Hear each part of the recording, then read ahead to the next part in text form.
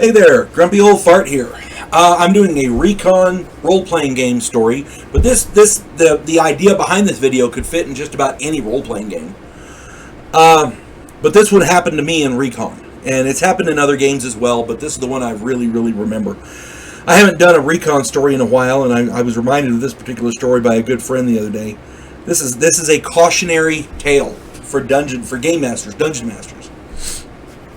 One of the most difficult things to endure as a game master running any game is knowing when one player is screwing with the party with the worst of intentions, and because you have to remain neutral, you can't say anything.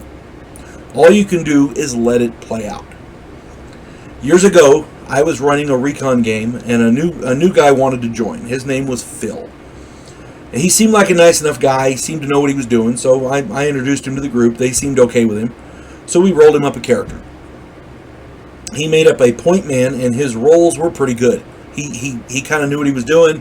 He'd played before in other people's games, and he was very... He seemed to grasp the concept of the game, and he seemed to grasp the rules pretty well, so I was okay with that.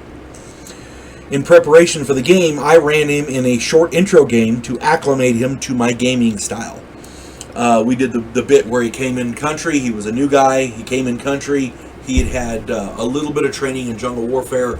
He had somebody. He went out with a different unit on a patrol, and he learned how to be a point man properly in that area. He knew what to look for, that kind of thing.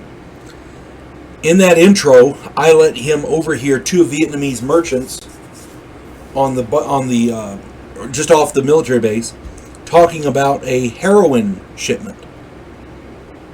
I figured he'd work out a way for the group to catch them, give him a way to get in good with the group.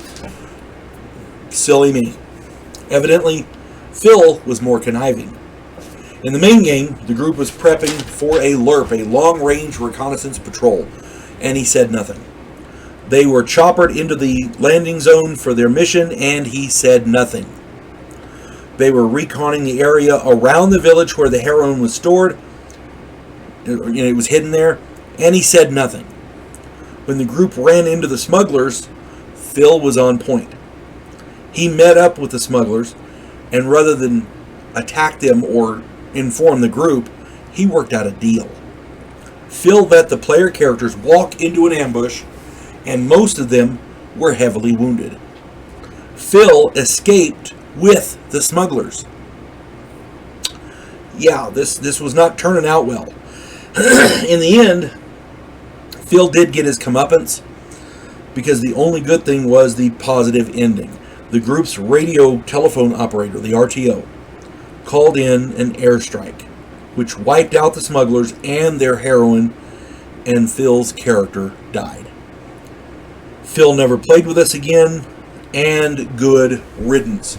This is a cautionary tale for all game masters. Most players are pretty cool people.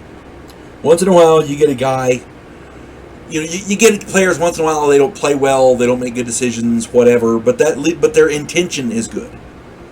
Once in a while, you get a guy who just wants to watch your game burn. Those are the people to avoid. Once you identify those people in a game, in any game setting, at the first opportunity, get them out, because they're not going to do anything positive. They're not going to be a positive influence for your game. They're going to ruin the gaming experience for your other players. They're just not good. Phil was not good. So, yeah, he was gone. But the group was able to recover from that. I think one of them died. And he had to make up a new character. But the rest of them were able to recover and get back into the game and blah, blah, blah, blah. But it was just crap. It was just crap. At any rate, I hope this finds everybody well. You folks have a good day. God bless one and all.